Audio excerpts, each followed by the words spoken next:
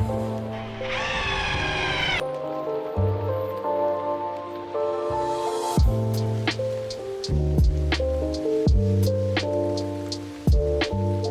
right, you guys know my buddy Wade Paquin. We're here in the coastal Rhode Island area.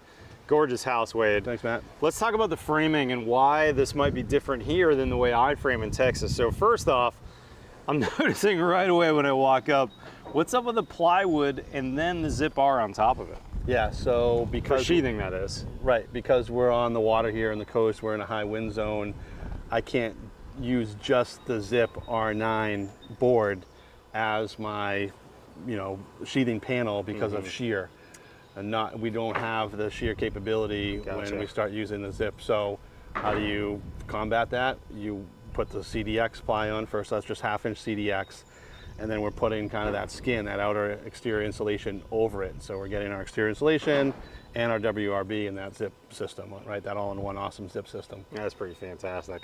I'm guessing the winds get pretty high based on it being a very sunny and normal day and it's already windy, but do you know what the kind of wind load on the house might be? What's the engineer have to account for? It could be 130, 140 miles an hour here. I mean, we get strong nor'easters.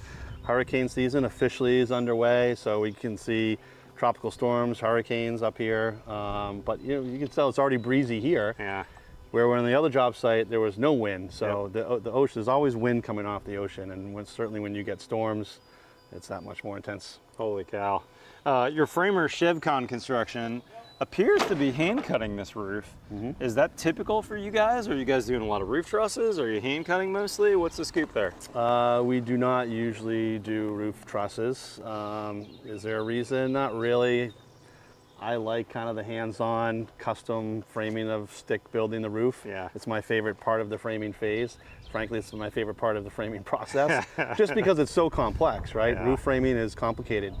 This is a very complicated roof. It looks like it. And we have living space up there. We've got to factor in for that, for mechanicals and other things. So oftentimes with the type of custom homes we do, roof trusses just don't make sense. They don't really work for us. So that's why we end up kind of hand cutting this. And I noticed that giant LVL ridge beam, and it looks like on this valley right here, he's even cut a notch in that valley so your roof plywood's going to come together on there. Yeah, that's 2 LVLs with the bevel to make up the plane of each roof plane coming down, so the plywood can come right over there and make a nice tight fit. That's some good craftsmanship right there. Dimitri doesn't miss around. many details. Yeah. No, he doesn't. Let's jump inside. We'll show you some more details. All right.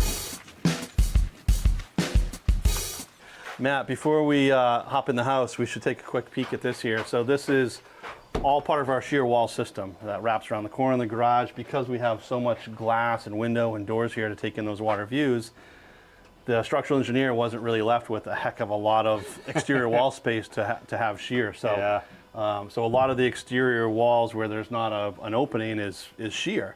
And here's a great example of the exterior side of a shear wall with that CDX, and these aren't nails that are just randomly put in by the framer who wants to put this many nails in. This is all in the plan. This is all by design from the structural engineer that says, horizontally and vertically, here's the type of nail you need, here's the length of the nail, here's the gauge of the nail, and here's the spacing on the nail.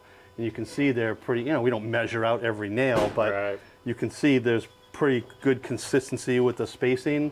And also that our framer paid attention to not blowing these nails, halfway or further through the CDX. They're just breaking the surface. So, just that level of detail. And even chalk line where the studs were too in a bunch of places, just to make sure you're absolutely hitting it. Yep.